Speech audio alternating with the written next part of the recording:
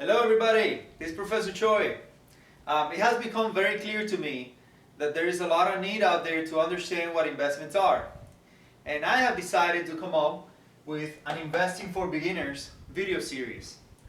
I don't really know how many videos I'm going to be including on this series, simply because I'm developing it as we go, and I'm hoping that some of my students will come back and ask me questions so that I know what to include on subsequent videos. In any case, let's talk about the video that we're going to start with today. So this is my series on investing for beginners, and the first thing that we need to really talk about is what exactly is an investment. I actually rather start by explaining what it is not an investment, and I didn't write it here because I know basically you could read this, but what exactly is not an investment? A lot of people think that investing is basically the same as putting money on the bank account, but it's going to make you money, for example. It's not like that. A bank account is insured by the government. As a consequence of that, you really can't lose any money on the account. Now, you could lose inflation, for example. We can make the argument that your account's not going to grow in money, but you can't really lose the principal on the account unless an extreme extenuating circumstance like World War III.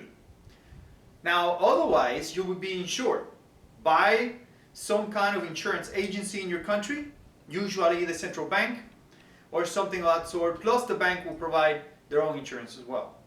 So it's not like putting money away and it will definitely grow. Instead, it's putting money on some asset and then hoping that it will go up in value. A good investment is one that does what you basically invested for, and a bad investment is one that doesn't. In other words, where you lose money. All right? So what exactly is an investment? An investment is basically an asset that you purchase with the idea that it will produce income in the future, or that it's going to increase in value, and therefore you're going to make money. So it could be an asset that produces some kind of steady income for you, or an asset that would eventually increase in value, and therefore you can sell it at a higher price compared to what you sold it to what you bought it at, and then make the difference between the purchase value and the sale value. That's the idea of quote-unquote investing versus saving money. Now, I have another series that before you get into this one, maybe you should be watching, and it's really a series to explain that before you invest, you need to do a few other things in your life. So if you're young, please look for that other series that I have, and basically it says, I think it's simple steps for a better financial future. And if you're young, you really should be doing those steps before you even get to investing. Investing is kind of like after you do that. But in any case, investments are usually not insured, which basically means that you could lose all of the money that you put on that investment, or you could be liable for more than the principal, depending on the type of investment that you did. Today, because we have access to a lot of investments basically on our phones, a lot of people don't quite understand what they're investing on. And when you invest in complicated investment schemes without understanding what it is, you may actually be liable for more than the principal that you put in that investment. All right? So I need you to understand that investment is not a decision that you should take with money that you need today. Investments are decisions that you can only make once you already have a rainy day fund, once you already paid for your studies and you have a career in life. So you're not supposed to be using money that you need today for investments, because a lot of the times investments will take quite a while to materialize into that wonderful thing that you hope it will. And a lot of people, of course, they want money tomorrow, but the fact is the majority will not be able to do that. They may have to wait a really long time in order to materialize some of that investment. All right. Now, what are the most common types of investments? I like to say that there's a lot of things that could be investments. It's really about supply and demand. In other words, if there's somebody at some point that wants to buy something for a higher price than whatever you bought it at, that turns out to be a good investment. But It's not like that most of the time. In any case, let's talk about some of the most common ones.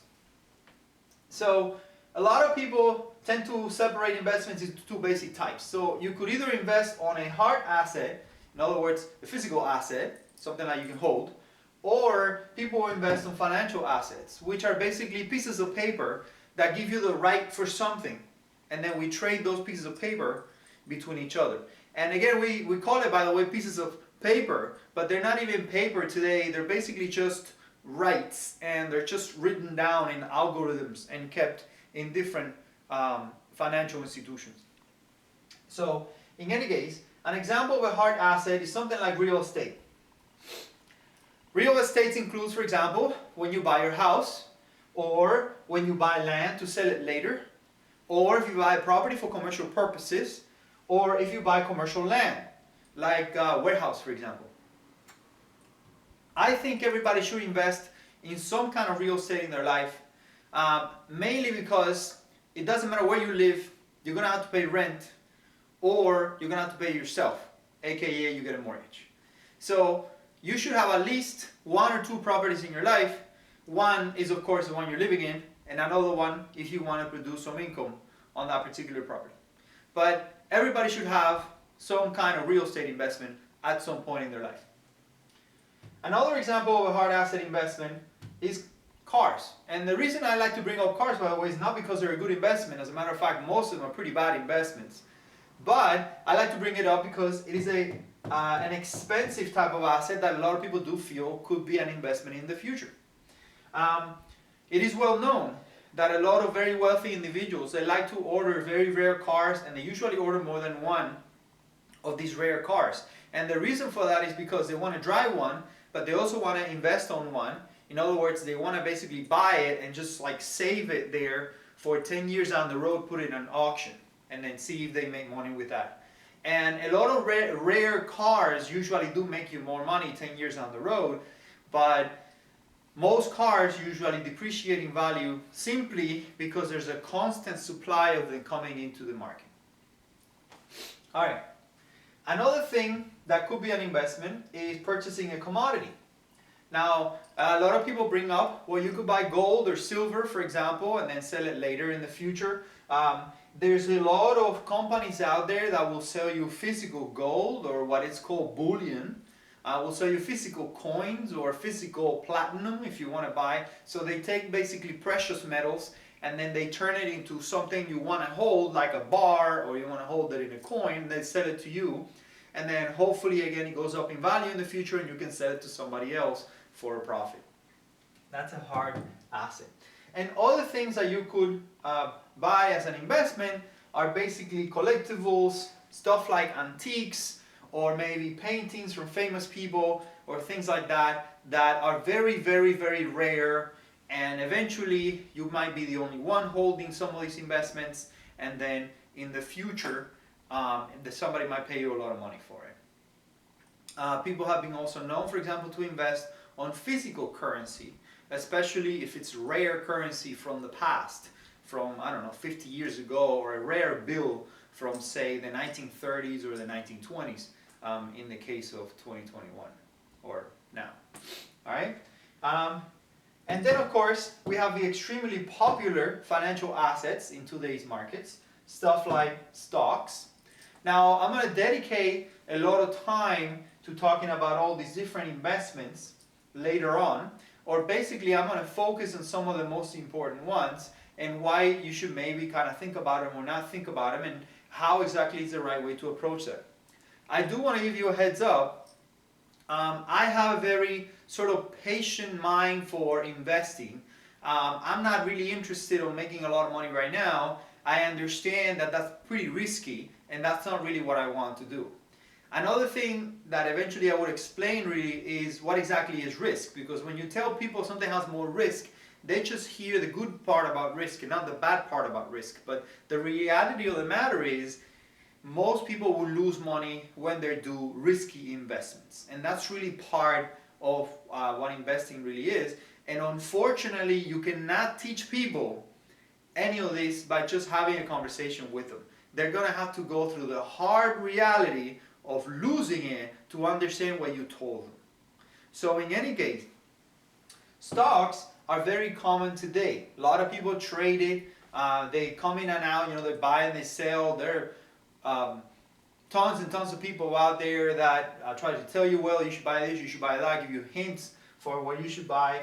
Stocks are very common investments today. Now, there are two basic types of stocks: what we call common stock or what we call preferred stock. And there could be all other types of stocks. But basically, normally, what we call common stock is the one that was created the original moment that this company came out, also known as an initial public offering. Now, the amount of stock could increase over time or decrease over time depending on whether the company issues more stock or when the company basically buys back some of that stock and puts it back into the company. Preferred stock is usually stock that is created as a sort of special deal for something. It could be a purchase agreement, it could be some kind of special financing agreement, or some kind of special help, for example, that somebody provided you with a lot of money, and then it gives that particular person certain rights on either income in the future, revenue, or it gives them the right to convert it to common, for example. So these stocks could be basically lots of different things packaged.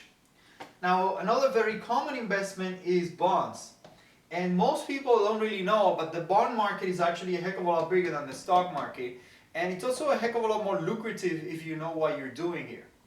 Now, there are two basic types of people that can issue bonds. Governments can issue bonds at any level. So the federal government can issue bonds, the state government can issue bonds, and your local community can also issue bonds. Bonds are usually issued in order to borrow money. So basically, if somebody wants to borrow money, they have three basic choices. Like, one is to ask people for money directly. A second one is to go to the bank and ask for money. And then a third one, if you're a government or a corporation, you can basically borrow money by issuing bonds. And bonds are basically like IOUs. So it's a contract created to say, I owe you money in the future and I got to pay you interest as well on that money. So I owe you principal plus interest in the future.